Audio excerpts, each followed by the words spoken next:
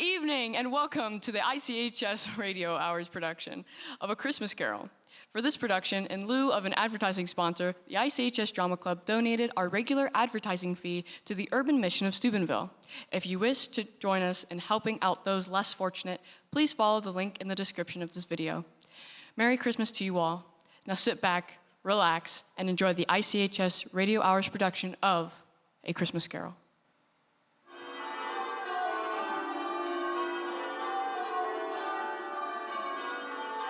Molly was dead, to begin with. There's no doubt whatever about that. The register of his burial was signed by the clergyman, the clerk, the undertaker, and the chief mourner.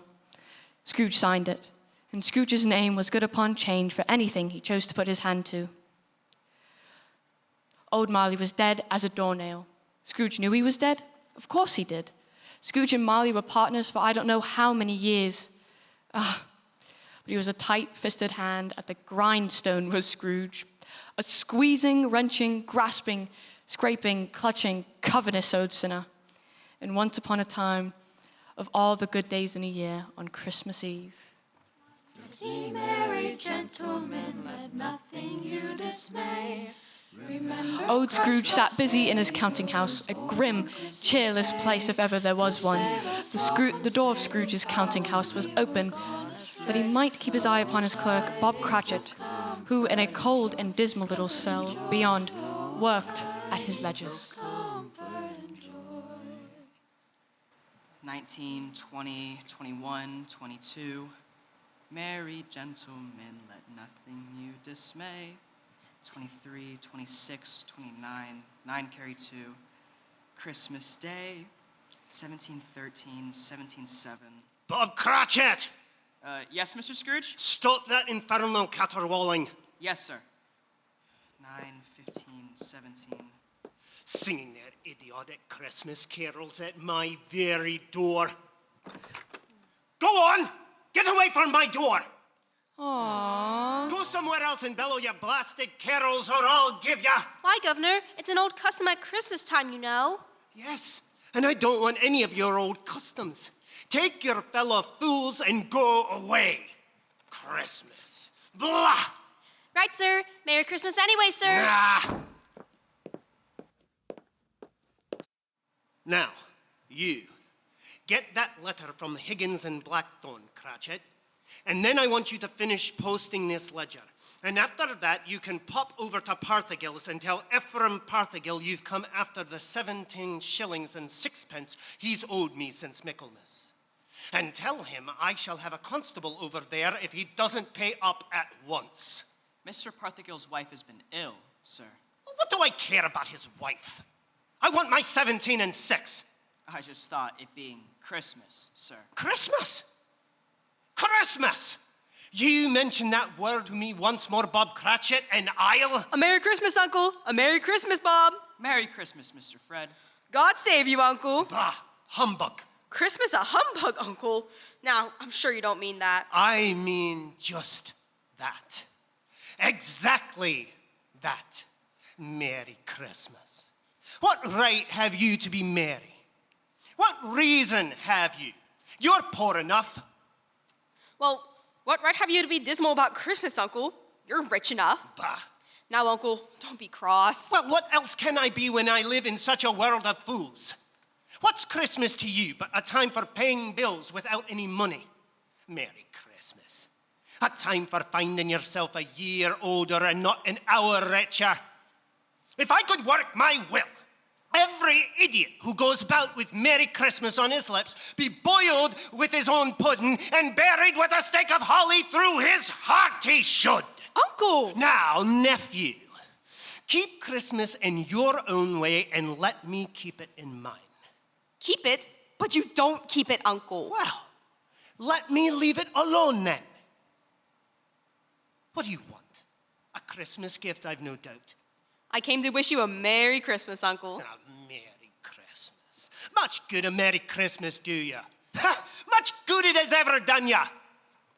There are many things from which I derive good by which I have not profited materially, I dare say, Uncle. Christmas among the rest. But I have always thought of Christmas time as a good time, a kind, forgiving, charitable, pleasant time. And therefore, Uncle, though it has never put a scrape of gold or silver in my pocket. I believe it has done me good, and will do me good, and I say it, God bless it. God bless Christmas. Hurrah! Let me hear another sound out of you there, Bob Cratchit, and you'll keep your Christmas by losing your situation. As to you, nephew, I wonder you don't go into Parliament. You talk enough nonsense. Oh, don't be angry, Uncle. I want nothing from you. I asked nothing of you. Why can't we be friends? Good afternoon. Sorry I feel that way. Well, I tried. A Merry Christmas to you, Uncle. Good afternoon. And a Happy New Year, too. Bah! Humbug! And a Merry Christmas to you, Bob. And the Missus. And the Tiny Tim. Oh, thank you, Mr. Fred. Same to you, sir. Good day, sir. Good day, Bob. Nonsense. Twaddle, flummery. Talking of Christmas and not 2 sixpences to jingle together in his trousers pocket. Hey, are you there, Bob Cratchit? Come here. What are you doing there? I'm only putting a bit more coal in the fire, Mr. Scrooge, seeing it's so cold in there, sir. You put that coal back into the scuttle. A fire. A fire indeed. I can tell you, if you use coal at that rate, you and I will soon be parting company, Bob Cratchit. You understand that? There's many a young fella like to be in your situation, you know. I'm sorry, sir. My fingers were getting a little stiff with the cold. Then put on your mittens. There's someone at the door. Go on, see who it is. Yes, sir. Good afternoon, sir. Good afternoon. This is the firm of Scrooge and Marley. Yes, sir. I wish to see the head of the firm, if I may. Oh, very good, sir. What is it? A gentleman to see you, Mr. Scrooge. Huh? Have I the pleasure of addressing Mr. Scrooge or Mr. Marley? Marley's been dead these 7 years tonight. I'm Scrooge. Well, now, Mr. Scrooge, at this season of the year, it's only fitting that we who are more fortunate should raise a fund to buy the poor some meat and drink, means of warmth. You may not believe it, sir, but many thousands now want common necessaries. And hundreds of those thousands are in want of simplest comfort. Are there no prisons? Well, there are plenty of prisons, sir. And the workhouses? They're still in operation, I trust. I wish I could say they're not, but they are, sir. The treadmill and the poor law are in full vigor, then? Both very busy, sir. I am glad to hear that. I was afraid from what you said at first that something had occurred to stop them in their useful course. No, sir. All these institutions that you mentioned are flourishing. But it's nevertheless true that some additional provision for the poor and the destitute must be made. And if yours upon change or daring to raise such a fund, you see, what shall I pay you down for? Nothing. Oh, I see. You wish to be anonymous, sir. I wish to be left alone. I don't make merry myself at Christmas time, and I can't afford to help make a lot of idle people merry. I help to support the establishments that take care of the poor. They cost enough. Let those who are badly off go there. Many can't go there, sir, and many would rather die. Then my advice to them is to do so and decrease the surplus population. Besides, I've only your word for it that all of this is so. It's the truth, Mr. Scrooge. Well, so be it then. It's not my business. It's enough for a man to understand his own business and to not interfere with other people's. Mine occupies me constantly. Good afternoon, sir. I quite understand, Mr. Scrooge. Good afternoon. Cratchit, show this gentleman out. Yes, sir. This way, sir, please. Sir, I couldn't help but overhearing. I should like to contribute tuppence. Cratchit. Yes, sir. It isn't much, but it's all I can afford. But there are others in worse situation than I. You're a generous fellow. I wish might say so of your blow. Cratchit! Yes, sir. Good afternoon, sir. Good afternoon. Cratchit! Merry Christmas. Merry Christmas. Yes, sir. Close the door. Yes, sir.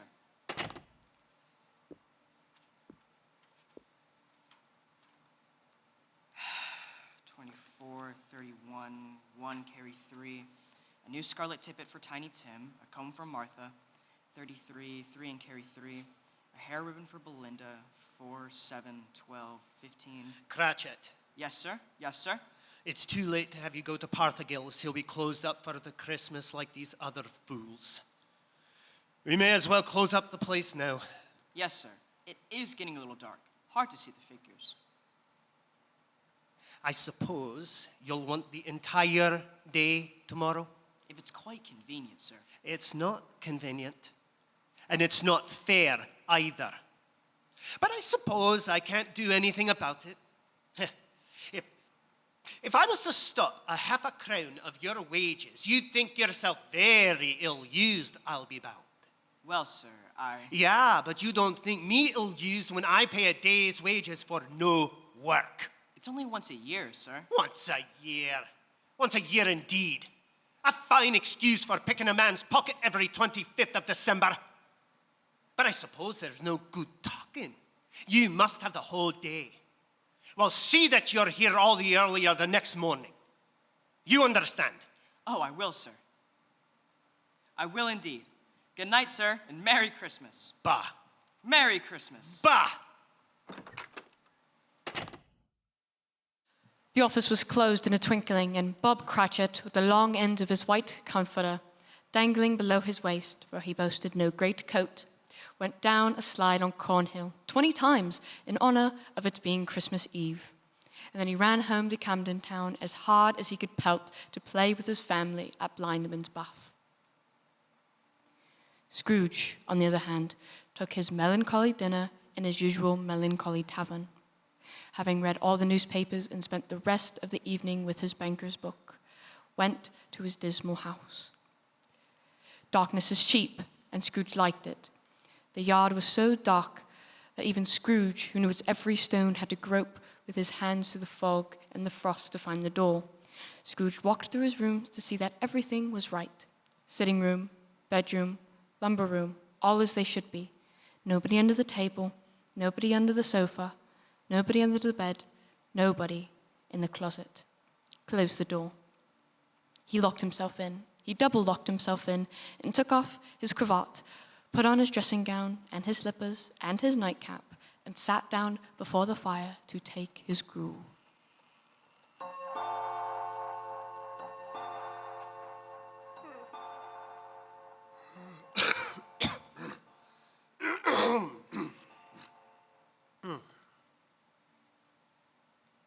Marley? Marley? Marley! I could have sworn I saw old... humbug. Marley's been dead these 7 years. Humbug, all humbug. What I needed is good nights. What's that? What's that? Someone's in the wine cellar. But the door's locked and double locked. Something's coming. It's coming closer outside my door. I won't believe it. It's humbug still. Ebenezer Scrooge, Ebenezer Scrooge. Marley? Oh, no. What do you want with me? I want much of you, Ebenezer. Who are you? Ask me who I was. You're very particular for a ghost. All right, then. Who were you? In life, I was your partner, Jacob Marley. Jacob Marley? But you're dead. You died 7 years ago. 7 years ago this very night. What's wrong, Ebenezer? Don't you believe in me? I do not. You doubt your senses, Ebenezer? Yes. Yes, because a little thing affects them. A slight disorder of the stomach makes them cheats. You can't be a ghost. You may be an undigested bit of beef, or a blot of mustard, or a crumb of cheese, a fragment of underdone potato. There may be more gravy than grave about you, whatever you are. Ah, humbug, I tell ya, humbug!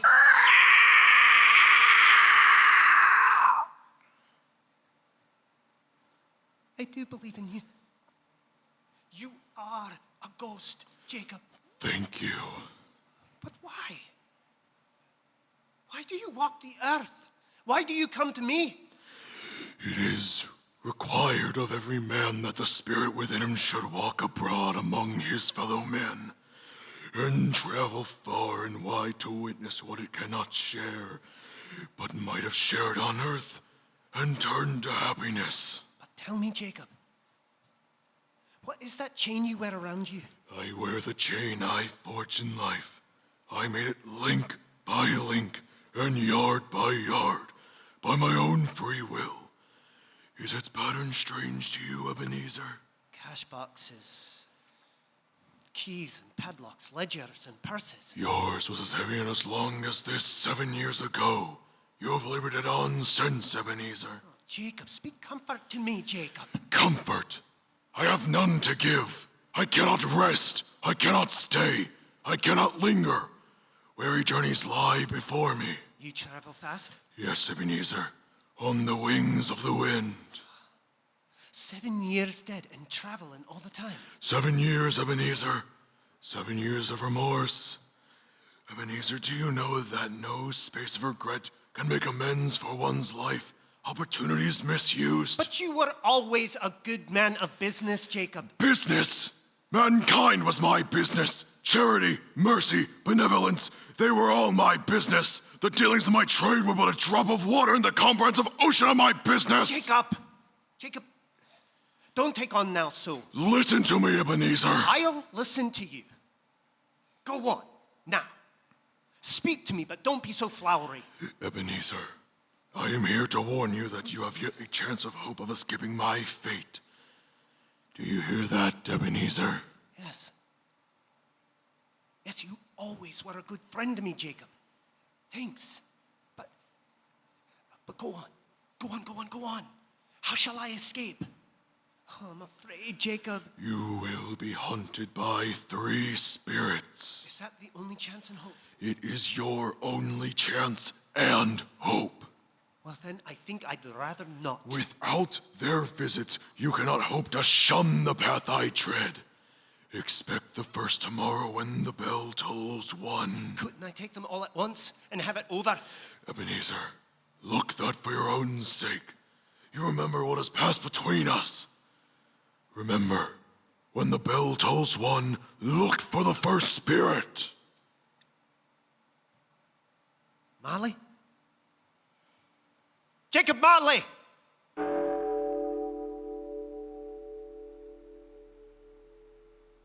Scrooge awoke. He was lying on his bed, fully dressed. Suddenly, the curtains of his bed were drawn aside, and Scrooge found himself face to face with the unearthly visitor who drew them, as close to it as I am now to you. It was a strange figure, like a child, yet not so like a child as like an old man. Its hair, which hung about its neck and down its back, was white as if with age, and yet the face had not a wrinkle in it, and the tenderest bloom was on the skin. The arms were long and muscular, the hands the same, as if its hold were of uncommon strength. Ebenezer Scrooge. Who's that? Ebenezer Scrooge, I have come for you. You? Are you the spirit, sir, whose coming was foretold me? I am that spirit. Who? What are you? I am the ghost of Christmas past. Long past? No, your past. But what do you want of me? What brings you here to haunt me? Your welfare, Ebenezer Scrooge. Rise and walk with me. Oh, no. No, not out the window. Why, I can't do that. I'll fall down. I'm not a spirit. I'm mortal and I'll fall. Bear but a touch of my hand upon your heart, and you shall be upheld in more than this. Come, follow me. Rest ye merry gentlemen, yet nothing you dismay. Remember Christ our Where are we? Savior was born on Christmas What's Day. become of the city? To And save there's us all from snow upon the Satan's ground. power. Where are we? We're gone These are the astray. shadows of the things that have been. Tidings You of recognize this comfort countryside? and joy, comfort and joy, all tidings of I know every inch of comfort it. and joy. Every rock, every tree. And that bleak building over there. That building. I was a boy there. Yes, I went to school in that horrible place. Do you recollect that path? I could walk it blindfold. Strange, you should have forgotten it so many years. Come, let us go closer. Look through the window into that cold, barren room. What do you see, Ebenezer Scrooge? I see a boy. A solitary child, neglected by his family, alone.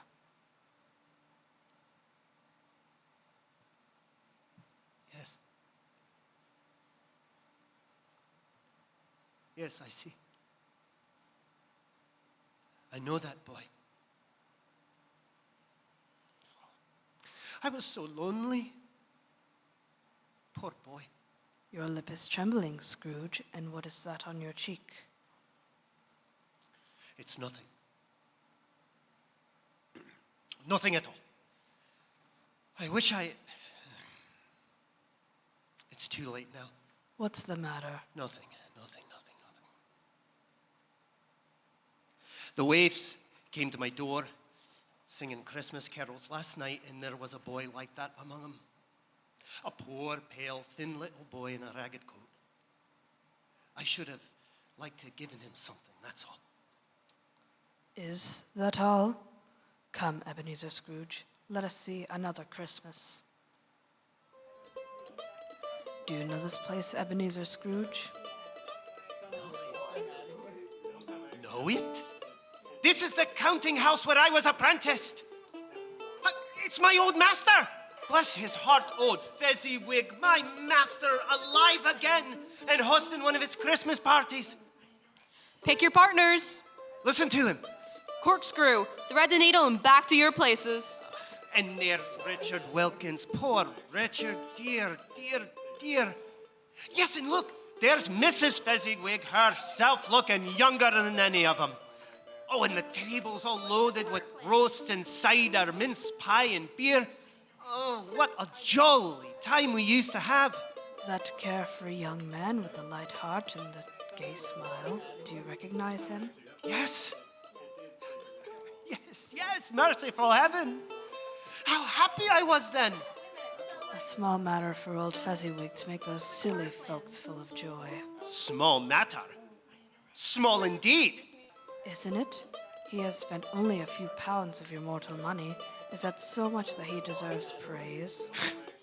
It's not that. It's not that, Spirit. Old Fezziwig has the power to make us happy or unhappy, to make our service light or heavy. His power lies in words and looks and in things so tiny that it's impossible to count them up. The happiness he gives is quite as great as if it cost What is the matter? Oh, nothing. Nothing at all, Spirit. Something, I think. No. Speak. Well, only it's just that I should like to be able to say a word or two to my clerk, Bob Cratchit. That's all. My time grows short, and we have yet another journey to make. Where now? Come. This is our last visit to the past, Ebenezer. Here, in this little room, with a fair young girl by your side. Do you recognize yourself, Ebenezer? No. Spare me this. You're older now, a man in the prime of life. Your face has begun to wear the signs of care and avarice. Your eyes are greedy, the eager, restless eyes of a miser. No, please. She knows it too, that girl by your side. There are tears in her eyes.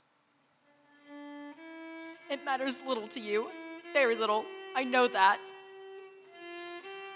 Belle, have I changed toward you? When we were engaged, we were both poor. Was it better then? Better to be poor? Better, at least to be happy. You're changed. You were another man then. I was a boy. You blame me because I've grown wiser. Have I ever tried to break our engagement? In words, no. Never. In what, then? In a changed nature, in an altered spirit, in anything that made my love of any value in your sight. So I release you from your promise. Belle! Oh, at first it may cause you a pain to lose me, a very brief pain.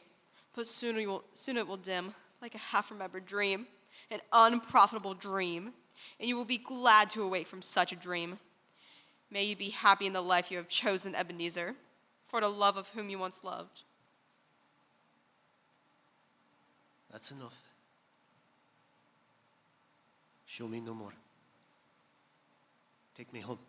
These were shadows of the things that have been, that they are what they are. Do not blame me. No. No more. One shadow more. No more. Come.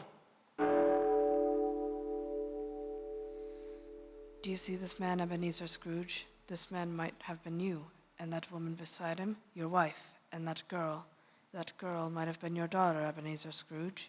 She might have called you father. She might have been a springtime and a haggard winter of your life. Spirit, let me go. Show me no more. Listen now while they speak, Ebenezer. Bill, I saw one of your old friends today. Who was it? Guess. Oh, how can I? Oh, I know. Mr. Scrooge. Mr. Scrooge it was. I passed his office window. It wasn't shrouded, and there was a candle inside, so I couldn't help seeing him. His partner Miley lays at the point of death, I hear, and there Scrooge sat, all alone, quiet and alone in the wood, I do believe. Spirit, Spirit, I can't bear any more. Leave me. Haunt me no more. Take me back. Take me back.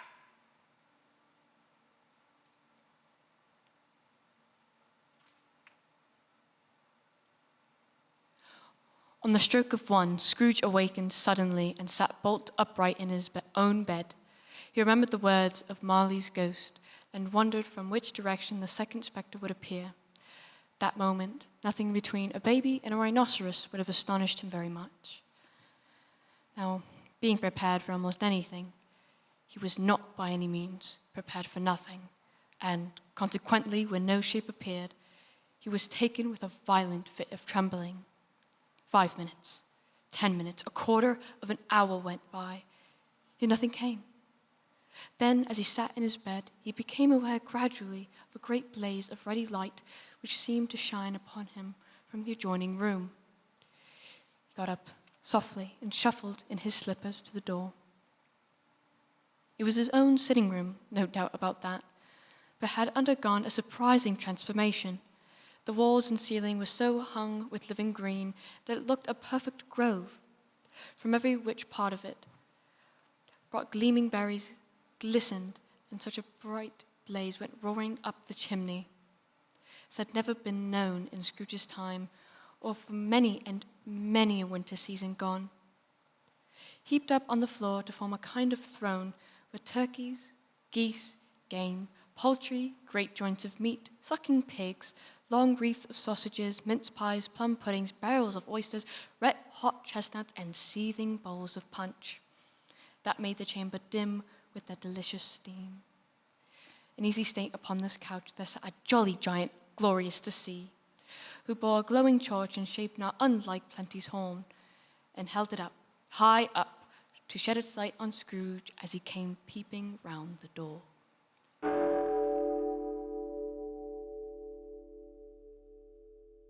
Come in, Ebenezer Scrooge, and know me better, man. Who? Who? I am the ghost of Christmas present. Look upon me. You've never seen the like of me before. You're different from the other spirit. You're tall, almost a giant.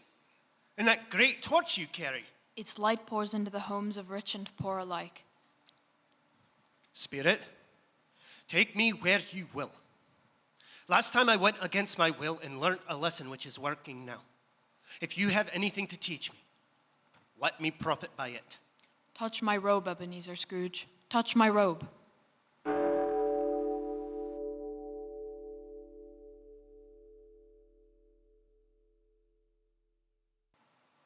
Where have you brought me, Spirit? A humble dwelling in a humble street. It's humble enough. Yet there is happiness there. Who are these people? Who's that woman and the children? These are the family of your clerk, Bob Cratchit, his wife dressed in a twice-turned gown, but brave in ribbons, laying the table for their Christmas dinner, and there, assisting her, is her daughter Belinda, and the young man with the fork in the stuffing, that's Master Peter Cratchit, and the two little Cratchits. Listen, Scrooge.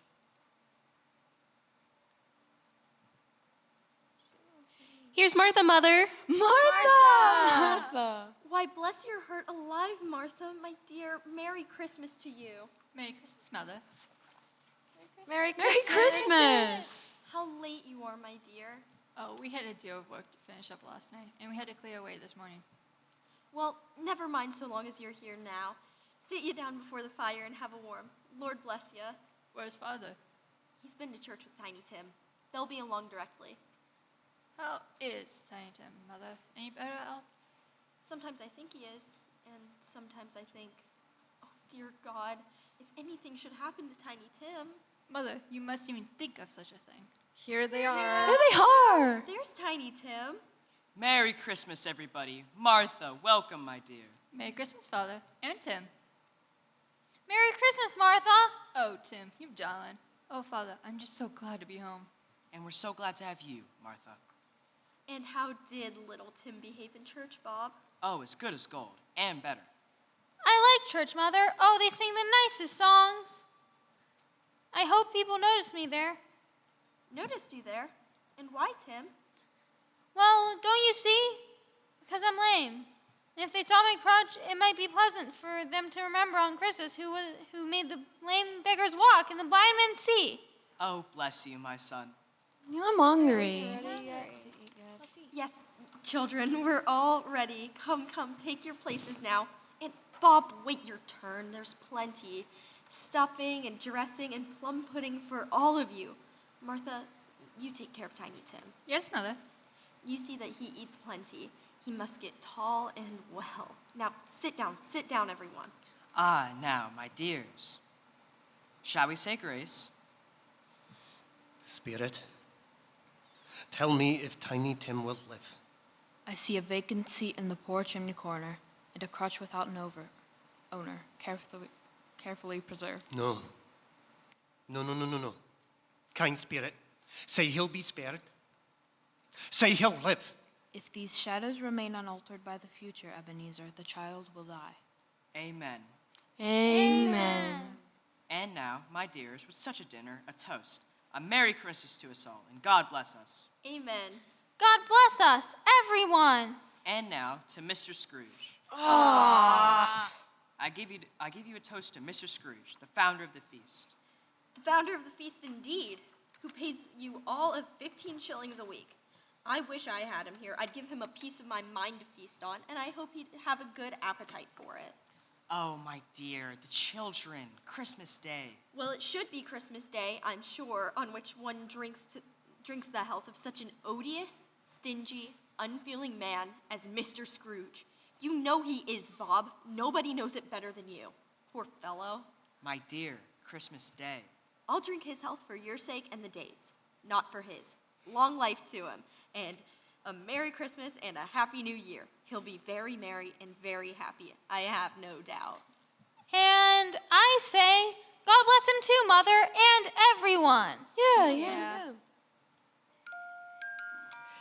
There was nothing of a high mark in all this. They were not a handsome family, these Cratchits. They were not very well dressed. Their shoes were far from being waterproof. Their clothes were scanty, and had known very likely the inside of a pawnbroker's.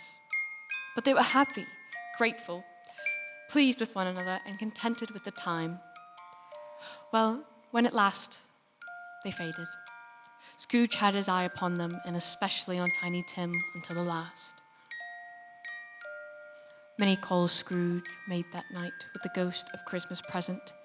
Down among the miners they went, who labor in the bowels of the earth, and out to sea among the sailors at their watch, dark, ghostly figures in their several stations. Much they saw and far they went, and many places they visited, but always with a happy end. The spirit stood beside sick beds, and they were cheerful. On foreign lands, and they were close at home. By poverty it was rich. In almshouse, hospital, and jail were vain men in his little brief authority, had not made fast the door and barred the spirit out. The spirit left his blessing. It was a long night, if it was only a night. And it was strange, too, that while Scrooge remained unaltered in his outward form, the ghost grew older clearly older. My life upon this globe is very brief, Ebenezer. It ends tonight. Tonight? Tonight at midnight. Hark, the hour has come. Oh, no, not yet, not yet. There are still more things I wish to learn. These you will learn from still another spirit, Ebenezer. Scrooge looked about him for the ghost. It had vanished, and he found himself once more in his bed, in his dressing gown, and his nightcap on his head. He heard the clock struck, and then he remembered the prediction of old Jacob Marley, and lifting up his eyes, beheld the third spirit. A solemn phantom, shrouded in black, draped and hooded, coming towards him slowly and silently, like a mist along the ground. I know you.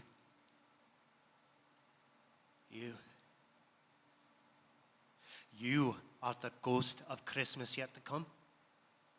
You'll show me the shadows of things that have not happened, but will happen in the time before us. Answer me, Spirit, ghost of the future. I fear you more than any specter I've seen. Yet I know your purpose is to do me good.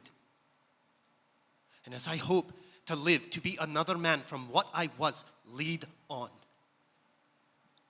Lead on. The night's waning fast and time is precious.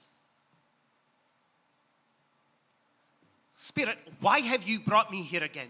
Here to Bob Cratchit's home. But it's not the same. What? Why is it so quiet?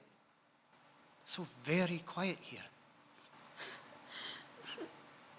Mother, please. Oh, my son, my little son, Tiny Tim. I loved him so. Oh, Mother dear, you mustn't. It's almost time for Father to be home. Don't let him see you crying. Yes, Martha. He's late tonight. He walks slower than he used to. And yet, I've known him to walk very fast indeed with Tiny Tim on his shoulder. So have I, Mother. But he was light to carry, and his father loved him so that it was no trouble. No trouble. Bob! Good evening, my dear. You're late, Bob. Yes, I'm sorry, my dear. I went to the churchyard today. I wish you could have gone with me. It would have done your heart good to see how sweet and green a place it is. But you'll see it often. I promised him. Yes, I promised Tiny Tim we'd walk there on a Sunday. Father dear. It's God's will, Bob. I'm trying to understand it, my dear. My son, my little son, Tiny Tim, and I loved him so. Oh, that's cruel. Cruel, Spirit. Can't you give me one ray of hope that I may change all that? That Tiny Tim may live. Where are you taking me now? Here, on the common street, Spirit. What is there for me to learn here? Who are those men? I don't know much about it. Either way, I know he's dead. When did he die? Last night, I believe. It's likely to be a very cheap funeral, for upon my life, I don't know anybody to go to it. Suppose we make up a party and volunteer? I don't mind going if lunch is provided. Come to think of it, I'll bet I was his best friend. What? We used to nod to each other when we met in the street. Spirit, help me. Who is this man that died? Is there no one to mourn the poor creature? No one to follow him to the grave? Perhaps they'll give him a green grave, at least like poor Tiny Tim. Perhaps. Spirit, where are we now, merciful heaven? A churchyard, overrun by grass and weeds, choked with too much burying. Desolate, lonely, crumbling gravestones. Spirit, before I draw nearer to that gravestone, answer me one question. Are these shadows of things that will be? Or are they shadows of things that may be only? Will you not speak to me? Spirit, what is that grave to which you point? Now I see it. There's writing on that stone. The name on the gravestone is Ebenezer Scrooge. Ebenezer Scrooge? Oh, no. No, Spirit, no. No, hear me. I'm not the man I was. Why show me this if I'm past all hope? Tell me that I can change these dreadful shadows. You've shown me by an altered life I'll honor Christmas in my heart. I'll try to keep it all the year. I'll live in the past, in the present, and the future. I'll not shut out the lessons that they teach. Tell me, Spirit, oh, go on, tell me. Tell me that I can sponge away the writing on that stone, Spirit. I beg you, Spirit, I beg you. God rest you, merry gentlemen. Spirit, I promise on my knees, I promise, I'll promise, On Christmas Day to save us all from What's this? Satan's It's my own power. drape. We were My own gone drape, I'm home. I'm home in my own bed, in my own room. comfort and joy. And the sun is shining. It's clear, it's bright, no fog. What a beautiful day. Oh, glorious, glorious. Hey, boy! Oh, boy! Yes, sir? What's today? What's that, sir? What day is it, my fine fella? Today? Why, it's Christmas Day. Christmas Day! Then I haven't missed it. The spirits have done it all in one night. All in one night, heaven be praised. How's that, sir? Listen, my lad, do you know where the poulterer is? In the next street. I should say I do. Ha! An intelligent boy, a remarkable boy. Tell me, do you know if they sold the prize turkey that was hanging in the window? The one as big as me? What a delightful boy. It's a pleasure to talk to you. Yes, my buck. It's hanging there now, sir. That's wonderful. Go down, will ya, and tell him to send it to Bob Cratchit and his family on Broad Street.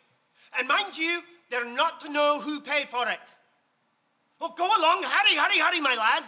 Oh, here, wait a minute. Here's half a crown for your trouble. Yes, sir, and a Merry Christmas, sir. And a Merry Christmas to you, my boy. I don't know what to do. I'm as light as a feather. I'm as happy as an angel. I'm as merry as a schoolboy. Merry Christmas! A Merry Christmas to everybody. A Happy New Year to all the world. Woo! My dear sir, how do you do? I beg your pardon? Well, you, sir, aren't you the gentleman who came to my office in regard to that charity? Yes, sir. A Merry Christmas to you. Yes, sir. Allow me to ask your pardon, sir, and will you have the goodness to accept it? I prefer to whisper this. What? But Lord bless me, my dear Mr. Scrooge, are you serious? If you please. Now, not a farthing less. A great many back payments are included in it, I assure you. Will you do me that favor? Well, my dear sir, I don't know what to say to such a... Oh, no, don't say anything. Please. Come and see me. Will you come and see me? I will indeed. Thank you. I am much obliged to you. I thank you 50 times. Bless you. Merry Christmas. Next morning, Scrooge was early at his office. He went early for a reason. If he could only be there first and catch Bob Cratchit coming late. That was the thing he'd set his heart upon. And he did it. Yes, he did it. The clock struck 9. No Bob. A quarter past. No Bob. Scrooge sat with his door wide open that he might see him come in. At last he came. His hat was off before he opened the door. His comforter too. He was on his stool in a jiffy, writing away with his pen as if he were trying to take over 9 o'clock. 15 and 21, 6 and carry the 1, 24 and carry the 2, 31, 8, 9. Hello, you, Cratchit. Yes, sir. Step this way, Cratchit, if you please.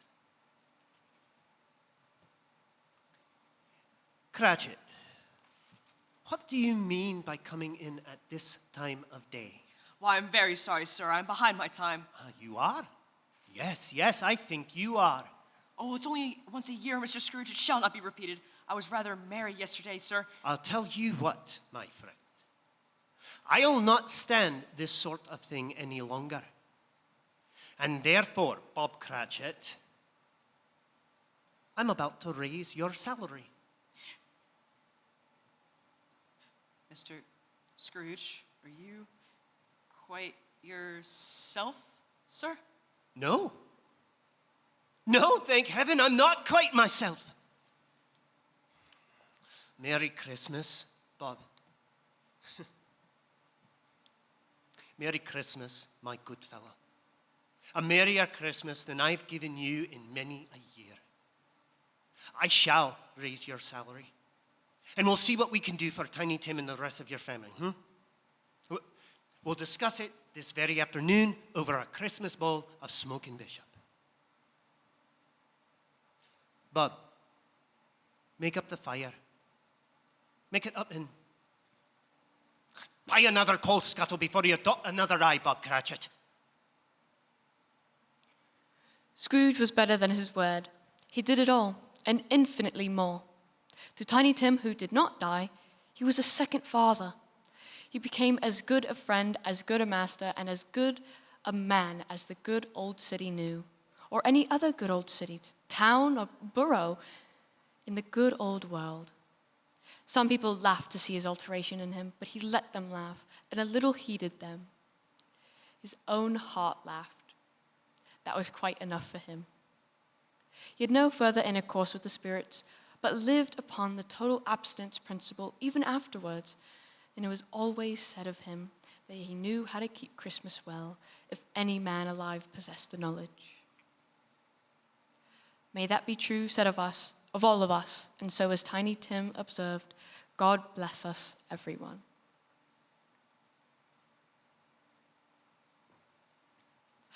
Our cast featured Ava Hooper, that's me, as narrator, Mr. Z as Scrooge, Kat Eisnicker as Bob Cratchit, Ava Christian as Mrs. Cratchit, Gavin Reinhardt as Marley, Ezra Dennis as Tiny Tim, Emma Wood, the Ghost of Christmas Past, Shiloh Connell as the Ghost of Christmas Present, Morgan McCumbers as Belle and other miscellaneous roles, Ivory Spencer as Martha and other miscellaneous roles, and was directed by student V. Diaz. We would like to thank Mr. Michael Miner and Mr. Bobby Zinsmeister for their work on sound. Would also like to thank Superintendent Dr. T.C. Chapelier, Assistant Superintendent John Belt, Principal Louis Retton, Vice Principal Keith Swearingen, Dave Moffett, our ICHS Secretaries Lori Orban and Connie Hubler, and all other staff members who helped make this production possible. We would like to give one final thank you to Mr. Zinsmeister for making it possible for our drama department to do productions such as these. This is the Indian Creek High School Radio Hour saying good night and Merry Christmas!